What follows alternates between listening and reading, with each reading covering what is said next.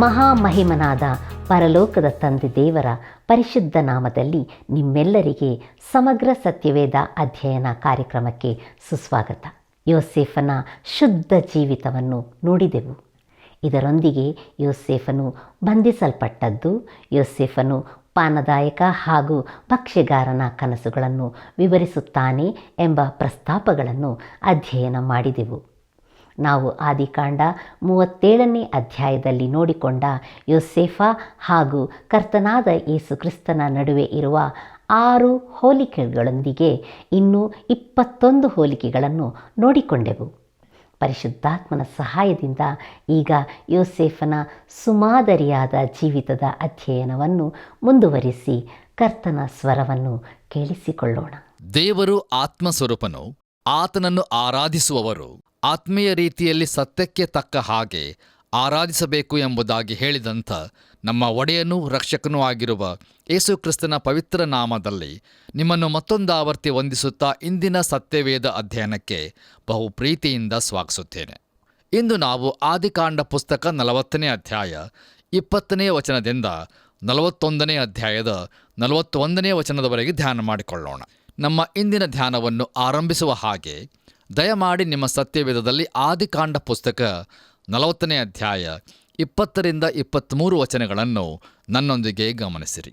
ಅಲ್ಲಿ ನಾವು ಹೀಗೆ ನೋಡುತ್ತೇವೆ: 3ನೆಯ ದಿನದಲ್ಲಿ ಫರೋಹನ ಜನ್ಮದಿನವಾದದ್ದರಿಂದ ಅವನು ತನ್ನ ಸೇವಕರೆಲ್ಲರಿಗೆ ಔತಣವನ್ನು ಮಾಡಿಸಿ ಮುಖ್ಯ ಪಾನದಾಯಕನನ್ನು ಮುಖ್ಯ ಭಕ್ಷ್ಯಕಾರನನ್ನು ಬಿಡಿಸಿ ಸೇವಕರ ಮಧ್ಯದಲ್ಲಿ ನಿಲ್ಲಿಸಿದನು. ಪಾನದಾಯಕನ ಮುಖ್ಯಸ್ಥನನ್ನು ತಿರುಗಿ ಅವನ ಉದ್ಯೋಗಕ್ಕೆ ನೇಮಿಸಿದನು. ಅವನು ಪಾನಪಾತ್ರೆಯನ್ನು ಫರೋಹನ ಕೈಗೆ ಕೊಡುವನಾದನು.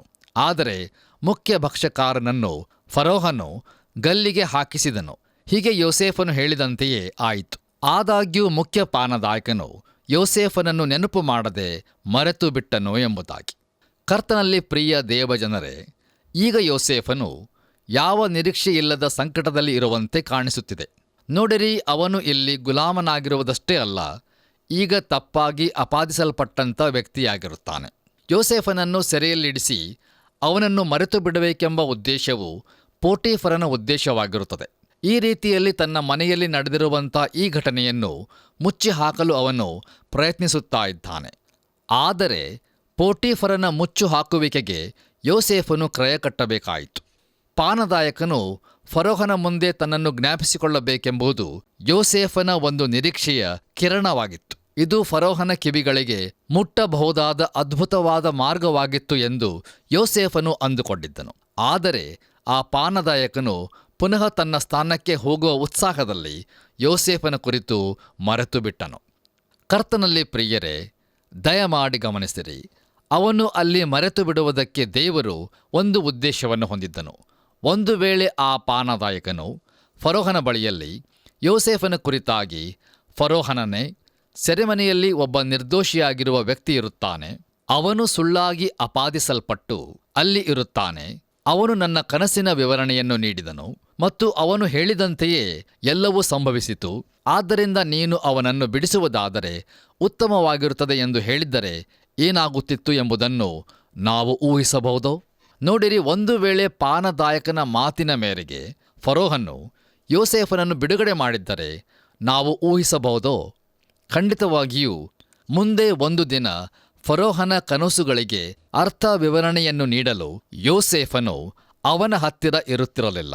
ಆದುದರಿಂದಲೇ ದೇವರು ಇನ್ನೂ ಸ್ವಲ್ಪ ಕಾಲ ಯೋಸೇಫನು ಸೆರೆಮನೆಯಲ್ಲಿ ಇರುವಂತೆ ಉದ್ದೇಶಿಸಿದನು ಮತ್ತು ಫರೋಹನಿಗೆ ಅವಶ್ಯವಿದ್ದಾಗ ಯೋಸೇಫನನ್ನು ಹುಡುಕುವುದು ಕಷ್ಟಕರವಾಗುತ್ತಿರಲಿಲ್ಲ. ದಯಮಾಡಿ ಆಲೋಚಿಸಿ ನೋಡಿರಿ. ಕರ್ತನಲ್ಲಿ ಪ್ರಿಯ ಆತ್ಮೀಯ ಬಂಧುಗಳೇ, ನಿರುತ್ಸಾಹ, ನಿರಾಶೆಗಳ ಮಧ್ಯದಲ್ಲಿಯೂ ದೇವರು ತನ್ನ ಜೀವಿತದಲ್ಲಿ ಕಾರ್ಯ ಮಾಡುತ್ತಾ ಇದ್ದಾನೆ ಎಂಬುದನ್ನು ಯೋಸೇಫನು ನಂಬಿದನು ಮತ್ತು ನಂಬಿಕೆಯ ಫಲ ಅವನ ಜೀವಿತದಲ್ಲಿ ಕಂಡುಬರುತ್ತಿತ್ತು.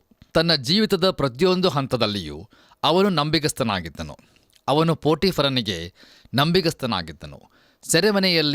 ಸೆರೆಮನೆಯ ಯಜಮಾನನಿಗೆ ನಂಬಿಗಸ್ತನಾಗಿದ್ದನು. ಹೀಗೆ ಎಲ್ಲದರಲ್ಲಿಯೂ ದೇವರಿಗೆ ಮಹಿಮೆಯನ್ನು ಸಲ್ಲಿಸುತ್ತಾ ಆತನಿಗೆ ನಂಬಿಗಸ್ತನಾಗಿದ್ದನು. ಅನಂತರದಲ್ಲಿ ನಾವು ನೋಡುವ ಹಾಗೆ ಅವನು ಫರೋಹನಿಗೂ ನಂಬಿಗಸ್ತನಾಗಿದ್ದನು ಮತ್ತು ತನ್ನ ಸ್ವಂತ ಅಣ್ಣ ತಮ್ಮಂದಿರಿಗೂ ನಂಬಿಗಸ್ತನಾಗಿ ಇರಲಿದ್ದಾನೆ. ನೋಡಿರಿ, ಯೋಸೇಫನ ನಂಬಿಕೆಯು ಅವನನ್ನು ನಂಬಿಗಸ್ತನನ್ನಾಗಿ ಮಾಡಿತು. ಪ್ರಿಯರೇ, ನಮ್ಮನ್ನು ನಾವು ಪರೀಕ್ಷಿಸಿಕೊಳ್ಳುವುದಾದರೆ, ನಾವು ನಿಜವಾಗಿಯೂ ವಿಶ್ವಾಸಿಯಾಗಿರುವುದಾದರೆ ನಾವು ನಂಬಿಗಸ್ತರಾಗಿರುತ್ತೇವೆ. ಕರ್ತನಲ್ಲಿ ನನ್ನ ಪ್ರಿಯ ಸಹೋದರ ಸಹೋದರಿಯರೇ, ಯೋಸೇಫನ ನಂಬಿಕೆಯು ಅವನನ್ನು ನಂಬಿಗಸ್ತನನ್ನಾಗಿ ಮಾಡಿತು ಎಂಬುದಾಗಿ ನಾವು ಧ್ಯಾನಿಸಿದ್ದೇವೆ. ಸಂಕಟ, ಶೋಧನೆಗಳ ಅಡಿಯಲ್ಲಿಯೂ ಜೀವಿತದ ಮೇಲೆ ಆಶಾವಾದಿಯ ಹೊರನೋಟವನ್ನು ಹೊಂದಲು ಅದು ಅವನಿಗೆ ಅನುಕೂಲ ಮಾಡಿತು. ನಂಬಿಕೆಯೇ ಯೋಸೇಫನಿಗೆ ಇತರರ ಕಡೆಗೆ ಅನುಕಂಪದ ಮತ್ತು ದಯೆಯ ಮನೋಭಾವವನ್ನು ನೀಡಿತು. ಅವನು ಪಾನದಾಯಕನಿಗೆ ಹಾಗೂ ಭಕ್ಷ್ಯಕಾರನಿಗೆ ಎಷ್ಟು ದಯೆಯುಳ್ಳವನಾಗಿದ್ದನು ಎಂಬುದನ್ನು ನಾವು ಇಲ್ಲಿ ಗಮನಿಸಬಹುದು. ನಂತರದಲ್ಲಿ ಅವನು ತನ್ನ ಸಹೋದರರಿಗೆ ಹೇಗೆ ದಯೆಯುಳ್ಳವನಾಗಿದ್ದನು ಎಂಬುದನ್ನು ನಾವು ಮುಂದೆ ಧ್ಯಾನಿಸಲಿದ್ದೇವೆ. ನೋಡಿರಿ, ನಂಬಿಕೆಯು ಮತ್ತೊಂದು ಸಂಗತಿಯನ್ನು ಅವನಿಗೆ ಮಾಡಿತು. ಅದೇನೆಂದರೆ ಅವನನ್ನು ದೀನ ಮನುಷ್ಯನನ್ನಾಗಿ ಮಾಡಿತು. ತನ್ನ ಎಲ್ಲ ಸಾಧನೆಗಳಿಗಾಗಿ ಅವನು ದೇವರಿಗೆ ಮಹಿಮೆಯನ್ನು ಸಲ್ಲಿಸಿದನು. ಅವನು ಎಂಥ ಅದ್ಭುತವಾದಂಥ ವ್ಯಕ್ತಿಯಾಗಿರುವನಲ್ಲವೇ? ಅದಕ್ಕೆ ಕಾರಣವೇನೆಂದರೆ ಅವನು ದೇವರನ್ನು ನಂಬಿದನು ಮತ್ತು ಅವನು ದೇವರಿಗೆ ನಂಬಿಗಸ್ತನಾಗಿದ್ದನು. ತನ್ನ ಮೂಲ ಪಿತೃವಾದ ಅಬ್ರಹಾಮನು ದೇವರನ್ನು ನಂಬಿದಂತೆಯೇ ಯೋಸೇಫನು ಸಹ ದೇವರನ್ನು ನಂಬಿದನು. ಅದುವೇ ಅವನ ಜೀವಿತದಲ್ಲಿ ನಂಬಿಕೆ ಫಲವನ್ನು ಫಲಿಸಿತು. ಕರ್ತನಲ್ಲಿ ಪ್ರಿಯರೇ, ಯೋಸೇಫನು ಈಗ ಸೆರೆಮನೆಯಲ್ಲಿ ಮರೆಯಲ್ಪಟ್ಟವನಾಗಿ ಇದ್ದಾನೆ. ಆದರೆ ಯಾರೋ ಒಬ್ಬರು ಅವನನ್ನು ಮರೆತಿರುವುದಿಲ್ಲ. ಹೌದು ಪ್ರಿಯರೇ, ದೇವರು ಯೋಸೇಫನನ್ನು ಮರೆತಿರುವುದಿಲ್ಲ. ಆತನು ಅವನ ಜೀವಿತದಲ್ಲಿ ಇನ್ನೂ ಕಾರ್ಯನಿರತನಾಗಿದ್ದಾನೆ. ಈ ಕಾರ್ಯಕ್ರಮವನ್ನು ಆಲಿಸುತ್ತಿರುವಂಥ ನನ್ನ ಪ್ರಿಯ ಸಹೋದರ ಸಹೋದರಿಯರೇ, ನಮ್ಮೆಲ್ಲರ ಪರಿಸ್ಥಿತಿಗಳು ಬೇರೆ ಬೇರೆ ಆಗಿರಬಹುದು. ನಮ್ಮಲ್ಲಿ ಅನೇಕರು ಗಟ್ಟಿಯಾದ ಸ್ಥಳದಲ್ಲಿ ಇರುವಂತೆ ಕಾಣಿಸಬಹುದು. ಈ ಕಾರಣದಿಂದಲೇ ದೇವರು ಯೋಸೇಫನ ಕಥೆಯನ್ನು ನಮಗೆ ಕೊಟ್ಟಿರುತ್ತಾನೆ. ಆತನು ನಮ್ಮ ಕುರಿತಾಗಿ ಕಾಳಜಿ ವಹಿಸುತ್ತಾನೆ ಮತ್ತು ನಮ್ಮ ಜೀವಿತದಲ್ಲಿ ಆತನು ಕಾರ್ಯನಿರತನಾಗಿದ್ದಾನೆ ಎಂಬುದನ್ನು ನಾವು ತಿಳಿದುಕೊಳ್ಳಬೇಕೆಂದು ಆತನು ಬಯಸುತ್ತಾನೆ. ನೋಡಿರಿ, ನಾವು ಆತನ ಮಕ್ಕಳಾಗಿರುವುದಾದರೆ ನಮ್ಮ ಒಳ್ಳೆಯದಕ್ಕಾಗಿಯೇ ಆತನು ಹಲವು ಸಂಗತಿಗಳನ್ನು ನಮ್ಮ ಜೀವಿತದಲ್ಲಿ ಸಂಭವಿಸುವಂತೆ ಆತನು ಅನುಮತಿಸುತ್ತಾನೆ. ಹೌದು ಪ್ರಿಯರೇ, ಆತನ ಪೆಟ್ಟುಗಳು ನಮಗೆ ಒಳ್ಳೆಯದಕ್ಕಾಗಿಯೇ ಇರುತ್ತವೆ. ಅವುಗಳನ್ನು ನಾವು ತಪ್ಪಿಸಿಕೊಳ್ಳಬಾರದು. ಹೌದು ಪ್ರಿಯರೇ, ನಮ್ಮ ದೇವರು ಅದ್ಭುತ ಸ್ವರೂಪನಾದಂಥ ದೇವರಾಗಿದ್ದಾನಲ್ಲವೇ? ಇಲ್ಲಿಗೆ ಪ್ರಿಯರೇ, ಆದಿಕಾಂಡ ಪುಸ್ತಕದ 40ನೇ ಅಧ್ಯಾಯದ ಧ್ಯಾನವು ಮುಕ್ತಾಯವಾಯಿತು. ಈಗ ನಾವು ಆದಿಕಾಂಡ ಪುಸ್ತಕದ 41ನೇ ಅಧ್ಯಾಯದ ಕಡೆಗೆ ನಮ್ಮ ಗಮನವನ್ನು ಹರಿಸೋಣ. ಪ್ರಿಯರೇ, ಈ 41ನೇ ಅಧ್ಯಾಯದ ಮುಖ್ಯ ಪ್ರಸ್ತಾಪವು ಫರೋಹನ ಕನಸುಗಳು, ಯೋಸೇಫನು ಐಗುಪ್ತಕ್ಕೆ ಸರ್ವಾಧಿಕಾರಿಯಾಗಿ ಮಾಡಲ್ಪಟ್ಟದ್ದು ಹಾಗೂ ಯೋಸೇಫನ ಇಬ್ಬರು ಮಕ್ಕಳಾದ ಮನಸ್ಸೆ ಮತ್ತು ಎಫ್ರಾಯಿಮನು ಎಂಬಿವುಗಳೇ. ಕರ್ತನಲ್ಲಿ ನನ್ನ ಪ್ರಿಯ ಆತ್ಮೀಯ ಬಂಧುಗಳೇ, ಕಳೆದ ಅಧ್ಯಾಯದಲ್ಲಿ ನಾವು ಯೋಸೇಫನನ್ನು ಸೆರೆಮನೆಯಲ್ಲಿ ಬಿಡಲ್ಪಟ್ಟವನಾಗಿಯೂ ಮರೆಯಲ್ಪಟ್ಟವನಾಗಿಯೂ ಮತ್ತು ತೊರೆಯಲ್ಪಟ್ಟವನಾಗಿಯೂ ಇರುವಂತೆ ಕಂಡೆವು. ಆದರೆ ನಮ್ಮ ಮುಂದಿರುವ ಈ ಅಧ್ಯಾಯವು ಹಿಂದಿನ ಅಧ್ಯಾಯಕ್ಕಿಂತ ಬಹು ವ್ಯತ್ಯಾಸವಾದದ್ದಾಗಿರುತ್ತದೆ. ನೋಡಿರಿ, ಯೋಸೇಫನ ಜೀವಿತದಲ್ಲಿ ಸಂಭವಿಸುತ್ತಿರುವಂಥ ಎಲ್ಲ ಸಂಗತಿಗಳು ದೇವರ ಉದ್ದೇಶಕ್ಕೆ ಅನುಗುಣವಾಗಿಯೇ ಸಂಭವಿಸುತ್ತಾ ಇದ್ದವು. ಪ್ರಿಯರೇ, ಇಂದು ನಮ್ಮ ಜೀವಿತದಲ್ಲಿ ನಾವು ದೇವರ ಹಸ್ತವನ್ನು ಗುರುತಿಸುವವರಾದರೆ ನಮ್ಮ ಜೀವಿತಕ್ಕೆ ವಿಭಿನ್ನವಾದ ಹೊರನೋಟವನ್ನು ಅದು ಕೊಡುವಂಥದ್ದಾಗಿರುತ್ತದೆ. ಯೋಸೇಫನು ಫರೋಹನ ಕನಸುಗಳಿಗೆ ಅರ್ಥವನ್ನು ಹೇಳುವಾಗ ಅವನು ಸೆರೆಮನೆಯಿಂದ ಬಿಡಿಸಲ್ಪಡುವುದನ್ನು ನಾವು ಈ ಅಧ್ಯಾಯದಲ್ಲಿ ನೋಡುತ್ತೇವೆ. ಅಷ್ಟೇ ಅಲ್ಲದೆ ಯೋಸೇಫನು ಇಡೀ ಐಗುಪ್ತ ದೇಶಕ್ಕೆ ಸರ್ವಾಧಿಕಾರಿಯಾಗಿ ಮಾಡಲ್ಪಡುತ್ತಾನೆ ಮತ್ತು ಅವನು ಓನ್ ಎಂಬ ಗುರುಪೀಠದ ಆಚಾರ್ಯನಾಗಿದ್ದ ಪೋಟಿಫರನ ಮಗಳಾದ ಆಸ್ನತ್ ಎಂಬಾಕೆಯನ್ನು ಮದುವೆ ಮಾಡಿಕೊಳ್ಳುತ್ತಾನೆ. ಆಕೆಯು ಅವನಿಗೆ ಮನಸ್ಸೆ ಮತ್ತು ಎಫ್ರಾಯಿಂ ಎಂಬ ಮಕ್ಕಳನ್ನು ಹೆತ್ತುಕೊಡುತ್ತಾಳೆ. ಕರ್ತನಲ್ಲಿ ಪ್ರಿಯ ದೇವಜನರೇ, ಇದು ಬಡತನದಿಂದ ಶ್ರೀಮಂತಿಕೆಗೆ ನಡೆಸಲ್ಪಡುವ ಕಥೆಯಾಗಿರುತ್ತದೆ. ದೇವರ ಹಸ್ತವು ಯೋಸೇಫನ ಜೀವಿತದಲ್ಲಿ ಇರುವುದನ್ನು ನಾವು ಈ ಅಧ್ಯಾಯದಲ್ಲಿ ಬಹುಸ್ಪಷ್ಟವಾಗಿ ಕಂಡುಕೊಳ್ಳುತ್ತೇವೆ. ಆಪತ್ತಿನ ದಿನಗಳಲ್ಲಿಯೂ ದೇವರ ಪರಾಂಬರಿಕೆಯೂ ಇರುವುದನ್ನು ಕುರಿತು ಯೋಸೇಫನು ಪ್ರಜ್ಞಾವಂತನಾಗಿರುತ್ತಾನೆ. ಇದು ಅವನಲ್ಲಿ ಪವಿತ್ರಾತ್ಮನ ಫಲವಾಗಿರುವ ಅನೇಕ ಸದ್ಗುಣಗಳನ್ನು ಅಭಿವೃದ್ಧಿಪಡಿಸಿತು. ಅವುಗಳಲ್ಲಿ ತಾಳ್ಮೆ ಒಂದಾಗಿತ್ತು. ರೋಮಾಪುರದವರಿಗೆ ಬರೆದ ಪತ್ರಿಕೆ 5ನೇ ಅಧ್ಯಾಯ 4ನೇ ವಚನದಲ್ಲಿ ಹೇಳಿರುವ ಪ್ರಕಾರ, ಯಾಕೆಂದರೆ ಉಪದ್ರವದಿಂದ ತಾಳ್ಮೆ ಹುಟ್ಟುತ್ತದೆ ಎಂಬುದು ಯೋಸೇಫನ ಜೀವಿತದಲ್ಲಿ ನಿರ್ದಿಷ್ಟವಾಗಿ ನಿದರ್ಶಿಸಿತು. ಕರ್ತನಲ್ಲಿ ಪ್ರಿಯರೇ, ಈ ಅಧ್ಯಾಯದಲ್ಲಿ ಅನ್ಯನಾದ ಫರೋಹನ ಸಮೂಹಕ್ಕೆ ಯೋಸೇಫನು ತರಲ್ಪಟ್ಟಿರುತ್ತಾನೆ. ಇದರಂತೆಯೇ ಪ್ರಿಯರೇ, ನಂತರದಲ್ಲಿ ದಾನಿಯೇಲನು ನೆಬೂಕದ್ನೆಜರನ ಸಮ್ಮುಖದಲ್ಲಿ ಬರಲಿದ್ದಾನೆ. ನೋಡಿರಿ, ಇವರಿಬ್ಬರೂ ಕನಸುಗಳ ಅರ್ಥ ವಿವರಣೆಯನ್ನು ನೀಡಿದರು. ಕರ್ತನಲ್ಲಿ ಪ್ರಿಯರೇ, ಈ ಅಧ್ಯಾಯದ ಅಂತ್ಯಭಾಗದಲ್ಲಿ ಬರಗಾಲದ ಕುರಿತು ನಾವು ಪರಿಗಣಿಸಲಿದ್ದೇವೆ. ಇದರಿಂದ ದೇವರ ಉದ್ದೇಶವು ನೆರವೇರಬೇಕಾಗಿರುತ್ತದೆ. ಯಾಕಂದರೆ ದೇವರು ಬರಗಾಲವನ್ನು ಉಪಯೋಗಿಸುವುದರ ಮೂಲಕ ಯಾಕೋಬನ ಕುಟುಂಬವನ್ನು ಕಾನಾನಿನಿಂದ ಹೊರತರಲಿದ್ದಾನೆ. ಆ ಕುಟುಂಬವನ್ನು ಕಾನಾನ್ಯರ ಪಾಪದಿಂದ ದೂರಕ್ಕೆ ತಂದು ಐಗುಪ್ತದಲ್ಲಿ ಪ್ರತ್ಯೇಕಿಸಲ್ಪಟ್ಟ ಗೋಷೆನ್ ಎಂಬ ಸ್ಥಳದಲ್ಲಿ ನೆಲೆಸುವಂತೆ ಮಾಡಲಿದ್ದಾನೆ. ಅದು ದೇವರ ಒಂದು ಉದ್ದೇಶವಾಗಿರುತ್ತದೆ. ನೋಡಿರಿ, ದೇವರು ಬಹುಶಃ ಹಲವಾರು ಉದ್ದೇಶಗಳನ್ನು ಹೊಂದಿರಬಹುದು, ಆದರೆ ಇದು ಎದ್ದು ಕಾಣುವಂಥ ಉದ್ದೇಶವಾಗಿರುತ್ತದೆ. ಕರ್ತನಲ್ಲಿ ನನ್ನ ಪ್ರಿಯ ಆತ್ಮೀಯ ಬಂಧುಗಳೇ, ಯೋಸೇಫನು ಇದ್ದ ಅದೇ ಸೆರೆಮನೆಯಲ್ಲಿ ಫರೋಹನ ಪಾನದಾಯಕನು ಮತ್ತು ಭಕ್ಷ್ಯಕಾರನು ಹಾಕಲ್ಪಟ್ಟಿದ್ದರು ಎಂಬುದನ್ನು ನಾವು ಕಳೆದ ಅಧ್ಯಾಯದಲ್ಲಿ ನೋಡಿಕೊಂಡಿದ್ದೇವೆ. ಅವರು ಅಲ್ಲಿದ್ದಾಗ ಅವರಿಗೆ ಕನಸುಗಳು ಬಿದ್ದಿದ್ದವು. ಯೋಸೇಫನು ಆ ಕನಸುಗಳಿಗೆ ಅರ್ಥ ವಿವರಣೆಯನ್ನು ನೀಡಿದ್ದನು ಮತ್ತು ಅದರಂತೆಯೇ ಸಂಭವಿಸಿತು. ಆ ಸಮಯದಲ್ಲಿ ಯೋಸೇಫನು ತನ್ನನ್ನು ನೆನಪಿಸಿಕೊಳ್ಳುವಂತೆ ಪಾನದಾಯಕನಿಗೆ ಹೇಳಿದ್ದನು, ಆದರೆ ಅವನು ಹಾಗೆ ಮಾಡಿರಲಿಲ್ಲ. ಈಗ ದೇವರು ಫರೋಹನಿಗೆ ಒಂದು ಕನಸನ್ನು ಕೊಡುತ್ತಾ ಇದ್ದಾನೆ. ಈಗ ದಯಮಾಡಿ ನಿಮ್ಮ ಸತ್ಯವೇದದಲ್ಲಿ ಆದಿಕಾಂಡ ಪುಸ್ತಕ 41ನೇ ಅಧ್ಯಾಯ 1ನೇ ವಚನವನ್ನು ನನ್ನೊಂದಿಗೆ ಗಮನಿಸಿರಿ. ಅಲ್ಲಿ ನಾವು ಹೀಗೆ ನೋಡುತ್ತೇವೆ, 2 ವರುಷಗಳಾದ ಮೇಲೆ ಫರೋಹನಿಗೆ ಕನಸು ಬಿತ್ತು. ಆ ಕನಸು ಏನೆಂದರೆ, ಅವನು ನೈಲ್ ನದಿ ತೀರದಲ್ಲಿ ನಿಂತಿದ್ದನು ಎಂಬುದಾಗಿ. ಪ್ರಿಯರೇ, ಇಲ್ಲಿ ಗಮನಿಸಬೇಕಾದಂಥ ವಿಷಯವೇನೆಂದರೆ, ಕಳೆದ ಅಧ್ಯಾಯದ ಮುಕ್ತಾಯದ ನಂತರ ಈಗ ಪರಿಪೂರ್ಣವಾಗಿ 2 ವರ್ಷಗಳು ಮುಗಿದಿರುತ್ತವೆ. ಯೋಸೇಫನು ಸೆರೆಮನೆಯಲ್ಲಿ ಏನಾದರೂ ಸಂಭವಿಸುತ್ತೋ ಎಂಬುದನ್ನು ಕಾದುಕೊಂಡು ಇನ್ನೂ 2 ವರ್ಷಗಳನ್ನು ಕಳೆದಿರುತ್ತಾನೆ. ಈಗ ಫರೋಹನ ಕನಸನ್ನು ನೋಡಿಕೊಳ್ಳೋಣ. ನಮ್ಮ ಧ್ಯಾನದಲ್ಲಿ ಮುಂದುವರೆದು ಆದಿಕಾಂಡ ಪುಸ್ತಕ 41ನೇ ಅಧ್ಯಾಯ 2 ಮತ್ತು 3ನೇ ವಚನಗಳನ್ನು ಓದುವಾಗ ಅಲ್ಲಿ ಹೀಗೆ ನೋಡುತ್ತೇವೆ, ಅಷ್ಟರಲ್ಲಿ ಲಕ್ಷಣವಾದ 7 ಕೊಬ್ಬಿದ ಆಕಳುಗಳು ಆ ನದಿಯೊಳಗಿಂದ ಬಂದು ಆಪು ಹುಲ್ಲಿನಲ್ಲಿ ಮೇಯುತ್ತಿದ್ದವು. ಅವುಗಳ ಹಿಂದೆ ಮೈಯೊಣಗಿ ಬಡವಾದ 7 ಆಕಳುಗಳು ನದಿಯೊಳಗಣಿಂದ ಬಂದು ಮೊದಲು ಕಾಣಿಸಿದ ಆಕಳುಗಳ ಹತ್ತಿರ ನದಿ ತೀರದಲ್ಲಿ ನಿಂತವು ಎಂಬುದಾಗಿ. ಕರ್ತನಲ್ಲಿ ಪ್ರಿಯರೇ, ಈ ವಾಕ್ಯ ಭಾಗದಲ್ಲಿ ನಾವು ಓದಿ ತಿಳ್ಕೊಂಡಂತೆ ಫರೋಹನ ಕನಸು ಸ್ಪಷ್ಟವಾಗಿ ಇರುತ್ತದೆ. ಮುಂದುವರೆದು ನಾವು 4ನೇ ವಚನವನ್ನು ಓದುವಾಗ ಅಲ್ಲಿ ಹೀಗೆ ಬರೆದದೆ, ಮೈಯೊಣಗಿದ ಈ ಬಡ ಆಕಳುಗಳು ಲಕ್ಷಣವಾದ ಆ ಕೊಬ್ಬಿದ ಆಕಳುಗಳನ್ನು ತಿಂದುಬಿಟ್ಟವು. ಹೀಗೆ ಕಾಣಿಸುವಷ್ಟರಲ್ಲಿ ಫರೋಹನಿಗೆ ಎಚ್ಚರವಾಯಿತು ಎಂಬುದಾಗಿ. ಕರ್ತನಲ್ಲಿ ನನ್ನ ಪ್ರಿಯ ದೇವಜನರೇ, ಕನಸನ್ನು ಕಂಡ ಫರೋಹನು ಈಗ ಎದ್ದು ಆ ಕನಸಿನ ಅರ್ಥ ಏನಾಗಿರಬಹುದು ಎಂದು ಆಶ್ಚರ್ಯಪಡುತ್ತಾ ಇದ್ದಾನೆ. ಅವನ ಬಳಿಯಲ್ಲಿ ಅರ್ಥ ವಿವರಣೆ ಇರಲಿಲ್ಲ, ಆದರೆ ಆ ದಿವಸ ಅವನಿಗೆ ಸಹಾಯ ಮಾಡಲು ಯಾರೂ ಇರಲಿಲ್ಲ. ಮುಂದುವರೆದು ನಮ್ಮ ಧ್ಯಾನದಲ್ಲಿ ಆದಿಕಾಂಡ ಪುಸ್ತಕ 41ನೇ ಅಧ್ಯಾಯ 5ರಿಂದ 8 ವಚನಗಳನ್ನು ಓದುವುದರ ಮೂಲಕ ನಾವು ತಿಳಿದುಕೊಳ್ಳುವುದೇನೆಂದರೆ, ಫರೋಹನು ಮತ್ತೆ ಮಲಗಿದ್ದಾಗ ಮತ್ತೊಂದು ಕನಸನ್ನು ಅವನು ನೋಡುತ್ತಾನೆ. ಅದರ ಕುರಿತು ಅವನು ಆಶ್ಚರ್ಯಪಡುವುದು ಮಾತ್ರವಲ್ಲ, ಬೆಳಿಗ್ಗೆ ಅವನು ಮನದಲ್ಲಿ ಕಳವಳಗೊಂಡು ಎಂದು ದೇವರ ವಾಕ್ಯವು ತಿಳಿಸುತ್ತದೆ. ನೋಡಿರಿ, ಐಗುಪ್ತ ದೇಶದಲ್ಲಿದ್ದ ಎಲ್ಲ ವಿದ್ವಾಂಸರನ್ನು ಜೋಯಿಸರನ್ನು ಕರೆಸಿ ಕನಸಿನ ಅರ್ಥವನ್ನು ಕೇಳಿದರೂ ಫರೋಹನಿಗೆ ಸಹಾಯ ಮಾಡಲು ಯಾರೂ ಇರಲಿಲ್ಲ. ಅಂದರೆ ಅವನ ಕನಸುಗಳಿಗೆ ಅರ್ಥ ವಿವರಣೆಯನ್ನು ನೀಡಬಲ್ಲವರು ಯಾರೂ ಇರಲಿಲ್ಲ. ಆದರೆ ಇಷ್ಟೆಲ್ಲ ಸಂಭವಿಸುವಾಗ ಪಾನದಾಯಕನಾದರೂ ಸುಮ್ಮನೆ ಕೇಳಿಸಿಕೊಂಡು ಅಲ್ಲಿದ್ದನು. ಎಷ್ಟಿದ್ದರೂ ಅವನ ಕೆಲಸವೇ ಅದೇ ಆಗಿತ್ತು. ಅಂದರೆ ಫರೋಹನ ಮುಂದೆ ನಿಂತುಕೊಳ್ಳುವುದು, ಅವನಿಗೆ ಏನಾದರೂ ಬೇಕಾದಲ್ಲಿ ಅವನಿಗೆ ಕೊಡುವುದು ಆಗಿತ್ತು. ಸಕಲ ಜೋಯಿಸರು ವಿದ್ವಾಂಸರು ಫರೋಹನ ಕನಸುಗಳಿಗೆ ಅರ್ಥವನ್ನು ನೀಡಲು ವಿಫಲರಾದಾಗ ಪಾನದಾಯಕನು ಮಾತಾಡಲು ಆರಂಭಿಸುತ್ತಾನೆ. ನಮ್ಮ ಧ್ಯಾನವನ್ನು ಮುಂದುವರೆಸಿ ಆದಿಕಾಂಡ ಪುಸ್ತಕ 41ನೇ ಅಧ್ಯಾಯ 9ನೇ ವಚನವನ್ನು ಓದುವಾಗ ಅಲ್ಲಿ ಹೀಗೆ ನೋಡುತ್ತೇವೆ, ಹೀಗಿರುವಾಗ ಪಾನದಾಯಕರಲ್ಲಿ ಮುಖ್ಯಸ್ಥನು ಫರೋಹನಿಗೆ, ಅರಸನೇ, ಈ ಹೊತ್ತು ನನ್ನ ತಪ್ಪುಗಳನ್ನು ನೆನೆಸಿ ಸನ್ನಿಧಿಯಲ್ಲಿ ಅರಿಕೆ ಮಾಡುತ್ತೇನೆ ಎಂಬುದಾಗಿ. ಕರ್ತನಲ್ಲಿ ನನ್ನ ಪ್ರಿಯ ಸಹೋದರ ಸಹೋದರಿಯರೇ, ಇಲ್ಲಿ ಪಾನದಾಯಕನು ಹೇಳಿದ್ದ ತಪ್ಪುಗಳು ಎಂಬುದನ್ನು ಸ್ವಲ್ಪ ಮುಂದಕ್ಕೆ ಹೋಗಿ ನಾನು ಪಾಪ ಎಂಬುದಾಗಿ ಕರೆಯಲು ಮನಸ್ಸು ಮಾಡುತ್ತೇನೆ.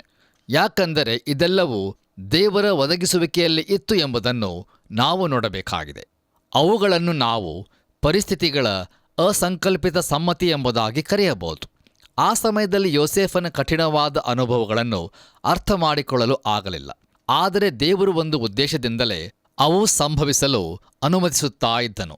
ಈಗ ಪಾನದಾಯಕರಲ್ಲಿ ಮುಖ್ಯಸ್ಥನು ಮಾತನಾಡಲು ಆರಂಭಿಸಿ, ನಾನು ಸೆರೆಮನೆಯಲ್ಲಿದ್ದ ಒಬ್ಬ ಯೌವನಸ್ಥನಿಗೆ ಅವನ ಕುರಿತು ನಿನ್ನ ಮುಂದೆ ಮಾತಾಡಲು ವಾಗ್ದಾನ ಮಾಡಿದ್ದೆನು.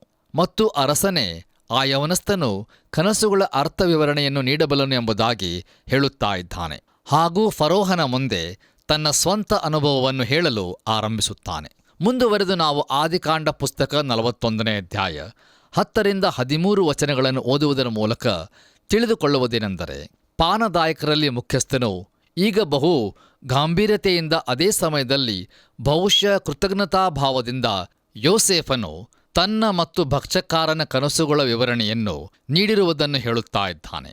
ಹಾಗೂ ಯೋಸೇಫನು ನೀಡಿದ ಅರ್ಥ ವಿವರಣೆಯ ಪ್ರಕಾರವೇ ಎಲ್ಲವೂ ಸಂಭವಿಸಿತು ಎಂಬುದಾಗಿಯೂ ಹೇಳುತ್ತಾ ಇದ್ದಾನೆ. ನೋಡಿರಿ ಪ್ರಿಯರೇ, ಇಷ್ಟು ದಿವಸಗಳವರೆಗೆ, ಅಂದರೆ ಸುಮಾರು 2 ವರ್ಷಗಳವರೆಗೆ ಆ ಪಾನದಾಯಕನು ಯೋಸೇಫನನ್ನು ಮರೆತಿರುವುದು ದೇವರ ಒಂದು ಉದ್ದೇಶವೇ ಆಗಿರುತ್ತದೆ. ಮತ್ತು ಫರೋಹನು ಕಂಡಂಥ ಕನಸುಗಳು ಸಾಧಾರಣವಾದವುಗಳಾಗಿರಲಿಲ್ಲ. ಅವು ಅವನನ್ನು ಕಳವಳಕ್ಕೆ ಒಳಪಡಿಸಿದ್ದವು.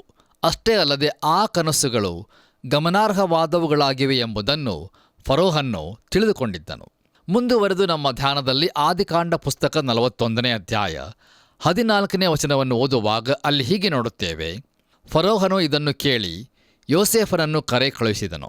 ಯೋಸೇಫನು ಬೇಗನೆ ಸೆರೆಮನೆಯಿಂದ ಬಿಡಿಸಲ್ಪಟ್ಟವನಾಗಿ ಕ್ಷೌರ ಮಾಡಿಸಿಕೊಂಡು ಬೇರೆ ವಸ್ತ್ರಗಳನ್ನು ಹಾಕಿಕೊಂಡು ಫರೋಹನ ಸನ್ನಿಧಿಗೆ ಬಂದನು ಎಂಬುದಾಗಿ. ಕರ್ತನಲ್ಲಿ ನನ್ನ ಪ್ರಿಯ ಸಹೋದರ ಸಹೋದರಿಯರೇ, ಇಲ್ಲಿ ಯೋಸೇಫನು ಕ್ಷೌರ ಮಾಡಿಸಿಕೊಂಡು ಎಂಬುದಾಗಿ ನಾವು ನೋಡುವಾಗ ಅದು ಮುಖದ ಮೇಲಿನ ಗಡ್ಡಗಳನ್ನು ತೆಗೆಯುವುದಾಗಿರುತ್ತದೆ. ಯಾಕಂದರೆ ಐಗುಪ್ತದವರು ಗಡ್ಡಗಳನ್ನು ಇಡುತ್ತಿರಲಿಲ್ಲ, ಆದರೆ ಇಬ್ರಿಯರಾದರೋ ಗಡ್ಡಗಳನ್ನು ತೆಗೆಯುತ್ತಿರಲಿಲ್ಲ. ಕರ್ತನಲ್ಲಿ ಪ್ರಿಯರೇ, ನಾವು ಇದೀಗ ಓದಿದಂಥ ವಾಕ್ಯ ಭಾಗದಲ್ಲಿ ಒಂದು ಪ್ರಚಂಡವಾದಂಥ ಸಂದೇಶವು ಅಡಗಿರುತ್ತದೆ. ಈ ಯವನಸ್ಥನಾದ ಯೋಸೇಫನು ಈಗ ಸೆರೆಮನೆಯಿಂದ ಎತ್ತಲ್ಪಟ್ಟಿರುತ್ತಾನೆ. ಅವನು ಕ್ಷೌರ ಮಾಡಿಸಿಕೊಂಡು ಸೆರೆಮನೆಯ ಬಟ್ಟೆಗಳನ್ನು ತೆಗೆದುಹಾಕಿ ಬೇರೆ ವಸ್ತ್ರಗಳನ್ನು ಹಾಕಿಕೊಳ್ಳುತ್ತಾ ಇದ್ದಾನೆ. ಈಗ ಅವನ ಮುಂದೆ ನೂತನವಾದ ಜೀವಿತವು ಇರುತ್ತದೆ. ಅದು ಒಂದು ರೀತಿಯಲ್ಲಿ ಪುನರುತ್ಥಾನವಾದಂತೆ ಇರುತ್ತದೆ. ಅವನು ಈಗ ಎಬ್ಬಿಸಲ್ಪಟ್ಟಿದ್ದಾನೆ. ಈಗ ಅವನು ಅನ್ಯರ ಬಳಿಗೆ ಹೋಗುತ್ತಾ ಇದ್ದಾನೆ. ಇದು ನಮ್ಮ ಕರ್ತನಾದ ಯೇಸು ಕ್ರಿಸ್ತನ ಪ್ರಚಂಡವಾದಂಥ ಚಿತ್ರಣವನ್ನು ನಮ್ಮ ಮುಂದೆ ಇರಿಸುತ್ತದಲ್ಲವೇ? ಬನ್ನಿರಿ ನಮ್ಮ ಧ್ಯಾನವನ್ನು ಮುಂದುವರೆಸಿ ಆದಿಕಾಂಡ ಪುಸ್ತಕ 41ನೇ ಅಧ್ಯಾಯ 15 ಮತ್ತು 16ನೇ ವಚನಗಳನ್ನು ಓದುವಾಗ ಅಲ್ಲಿ ಫರೋಹನ ಮಾತಿಗೆ ಪ್ರತ್ಯುತ್ತರವಾಗಿ ಯೋಸೇಫನು ದೇವರಿಗೆ ಮಹಿಮೆ ಸಲ್ಲಿಸುತ್ತಿರುವುದನ್ನು ನಾವು ಗಮನಿಸುತ್ತೇವೆ. ಕರ್ತನಲ್ಲಿ ಪ್ರಿಯರೇ, ದಯಮಾಡಿ ಗಮನಿಸಿರಿ. ಯೋಸೇಫನ ದೃಷ್ಟಿಕೋನದಿಂದ ದೇವರು ಮಾತ್ರ ಮಹಿಮೆ ಹೊಂದುವುದಕ್ಕೆ ಯೋಗ್ಯನಾಗಿದ್ದಾನೆ. ನೋಡಿರಿ, ದೇವರ ಮಕ್ಕಳಾದ ನಾವು ದೇವರ ಎಲ್ಲ ಸಾಧನೆಗಳಿಗಾಗಿ ಆತನಿಗೆ ನಾವು ಮಹಿಮೆಯನ್ನು ಸಲ್ಲಿಸಬೇಕು. ನೋಡಿರಿ, ನಾವು ಮಾಡುವ ಯಾವುದೋ ಒಂದು ಸಂಗತಿಯು ಆಶೀರ್ವಾದವಿರುವುದಾಗಿದ್ದರೆ ಅದಕ್ಕೆ ಕಾರಣ ದೇವರು ಅದನ್ನು ನಮ್ಮ ಮೂಲಕ ಮಾಡಿರುತ್ತಾನೆ. ಇದರ ವಿಷಯದಲ್ಲಿ ಯೋಸೇಫನು ಬಹು ಎಚ್ಚರಿಕೆಯಿಂದಿದ್ದಾನೆ. ಅದಕ್ಕಾಗಿ ಅವನು, ನನ್ನಲ್ಲಿ ಅಂಥ ಸಾಮರ್ಥ್ಯವೇನೂ ಇಲ್ಲ, ಆದರೆ ದೇವರು ಫರೋಹನಿಗೆ ಶುಭಕರವಾದ ಉತ್ತರವನ್ನು ಕೊಡಬಲ್ಲನೆಂದು ಹೇಳಿದನು ಎಂಬುದಾಗಿ ದೇವರ ವಾಕ್ಯದಲ್ಲಿ ನಾವು ನೋಡುತ್ತೇವೆ. ಮುಂದುವರೆದು ಫರೋಹನು ತನ್ನ ಕನಸುಗಳನ್ನು ಯೋಸೇಫನ ಮುಂದೆ ಪುನರುಚ್ಚರಿಸುತ್ತಾ ಇದ್ದಾನೆ. ನಿಜವಾಗಿಯೂ ನೋಡುವುದಾದರೆ ಅದು 2 ಭಾಗಗಳನ್ನು ಹೊಂದಿರುವ 2 ಕನಸಾಗಿರುತ್ತದೆ. ನಮ್ಮ ಧ್ಯಾನದಲ್ಲಿ ಮುಂದುವರೆದು ಆದಿಕಾಂಡ ಪುಸ್ತಕ 41ನೇ ಅಧ್ಯಾಯ 25ನೇ ವಚನವನ್ನು ಓದುವಾಗ ಅಲ್ಲಿ ಹೀಗೆ ನೋಡುತ್ತೇವೆ. ಯೋಸೇಫನು ಫರೋಹನಿಗೆ ತಾವು ಕಂಡ 2 ಕನಸುಗಳು ಒಂದೇ ವಿಷಯವಾದವುಗಳು, ದೇವರು ತಾನು ಮಾಡಬೇಕೆಂದಿರುವುದನ್ನು ಇವುಗಳ ಮೂಲಕ ತಮಗೆ ತಿಳಿಸಿದ್ದಾನೆ ಎಂಬುದಾಗಿ. ಕರ್ತನಲ್ಲಿ ನನ್ನ ಪ್ರಿಯ ಆತ್ಮೀಯ ಬಂಧುಗಳೇ, ಆ 2 ಕನಸುಗಳು ಒಂದೇ ಅರ್ಥವನ್ನು ಹೊಂದಿರುತ್ತವೆ ಎಂಬುದಾಗಿ ಯೋಸೇಫನು ಫರೋಹನಿಗೆ ಹೇಳುತ್ತಾ ಇದ್ದಾನೆ. ಮತ್ತು ಒಂದೇ ಅರ್ಥವುಳ್ಳ ಕನಸು ಫರೋಹನಿಗೆ 2 ಸಾರಿ ಕೊಡಲ್ಪಟ್ಟಿರುವಂಥದ್ದು ಅದರ ಪ್ರಾಮುಖ್ಯತೆಯನ್ನು ತೋರಿಸಿಕೊಡುತ್ತದೆ. ದೇವರು ಆ ಕನಸನ್ನು ಕೊಡಲು ಕಾರಣವೇನೆಂದರೆ ಆತನು ತಾನು ಮಾಡಲಿರುವುದನ್ನು ಫರೋಹನಿಗೆ ತಿಳಿಯಪಡಿಸುವುದಕ್ಕಾಗಿಯೇ ಆಗಿತ್ತು. ಬನ್ನಿರಿ, ಈಗ ನಾವು ಆ ಕನಸಿನ ಅರ್ಥ ವಿವರಣೆಯನ್ನು ನೋಡಿಕೊಳ್ಳೋಣ. ಕರ್ತನಲ್ಲಿ ಪ್ರಿಯರೇ, ನಮ್ಮ ಧ್ಯಾನದಲ್ಲಿ ಮುಂದುವರೆದು ಆದಿಕಾಂಡ ಪುಸ್ತಕ 41ನೇ ಅಧ್ಯಾಯ 26-31 ವಚನಗಳಲ್ಲಿ ಇರುವ ವಾಕ್ಯ ಭಾಗವನ್ನು ಓದಿಕೊಳ್ಳುವಾಗ ಅಲ್ಲಿ ಯೋಸೇಫನು ಫರೋಹನ ಕನಸಿನ ಅರ್ಥವನ್ನು ವಿವರಿಸುತ್ತಾ ಇದ್ದಾನೆ. 7 ಒಳ್ಳೆಯ ಆಕಳುಗಳು, 7 ಒಳ್ಳೆಯ ತೆನೆಗಳು, 7 ಬಡಕಲ ಆಕಳುಗಳು ಮತ್ತು 7 ಕಾಳಿಲ್ಲದ ತೆನೆಗಳು, ಇವೆಲ್ಲವೂ 7 ವರುಷಗಳನ್ನು ತೋರಿಸುವಂಥದ್ದಾಗಿತ್ತು. ಅಂದರೆ 7 ಒಳ್ಳೆಯ ಆಕಳುಗಳು ಮತ್ತು 7 ಒಳ್ಳೆಯ ತೆನೆಗಳು 7 ಸುಭಿಕ್ಷೆಯ ವರ್ಷಗಳಾಗಿದ್ದವು. ಅದರ ನಂತರ ಬಂದ 7 ಬಡ ಆಕಳುಗಳು ಮತ್ತು 7 ಕಾಳಿಲ್ಲದ ತೆನೆಗಳು ಅವು ಬರಗಾಲದ 7 ವರ್ಷಗಳಾಗಿದ್ದವು.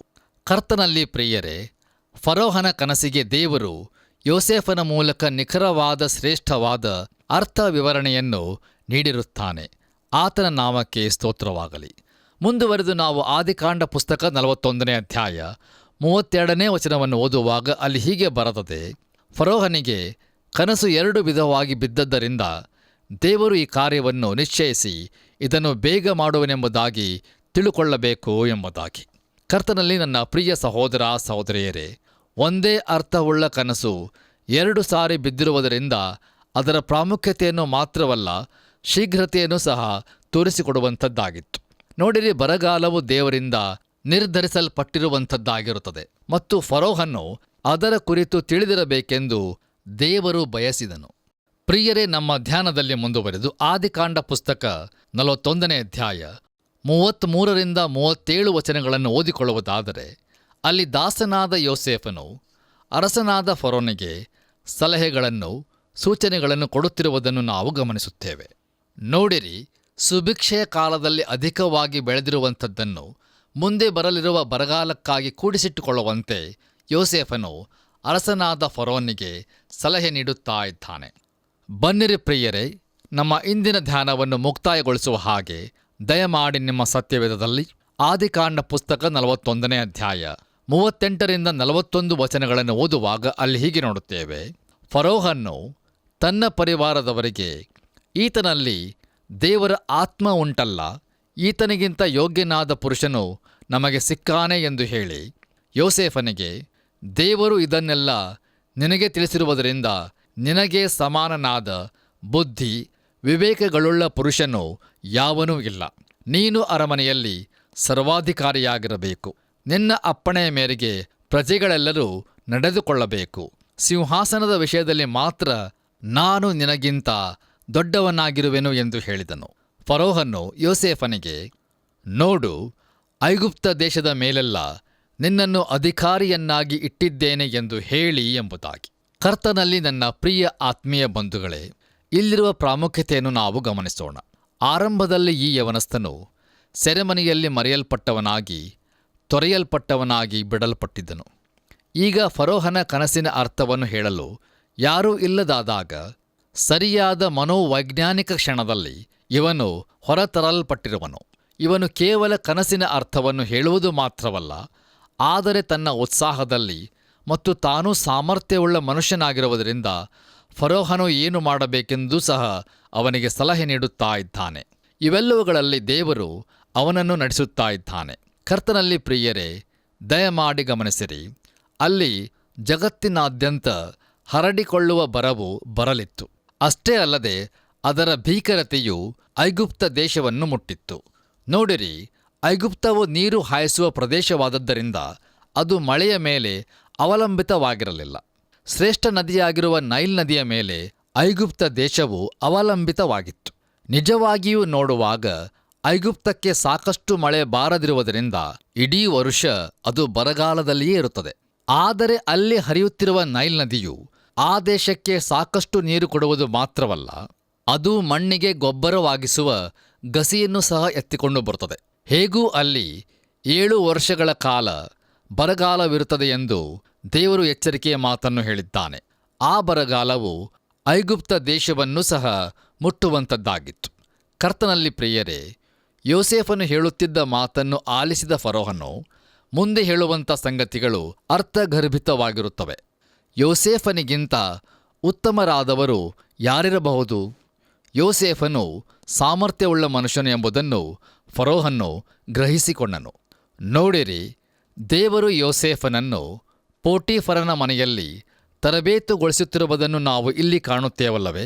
ಹೌದು ಪ್ರಿಯರೇ, ಪೋಟೀಫರನ ಮನೆಯಲ್ಲಿ ಇದ್ದ ಎಲ್ಲ ಆಸ್ತಿಯನ್ನು ಯೋಸೇಫನ ವಶಕ್ಕೆ ಒಪ್ಪಿಸಿದಾಗ ಅಲ್ಲಿ ತರಬೇತಿಯ ಸ್ವಲ್ಪ ತುಣುಕನ್ನು ಯೋಸೇಫನು ಹೊಂದಿದ್ದನು. ಈಗ ಅವನು ಐಗುಪ್ತ ದೇಶದ ಸರ್ವಾಧಿಕಾರವನ್ನು ಹೊಂದಲಿದ್ದಾನೆ. ಇದು ಅವನ ಜೀವಿತದಲ್ಲಿನ ಪ್ರಚಂಡವಾದ ಅನುವಾದವಾಗಿರುತ್ತದೆ.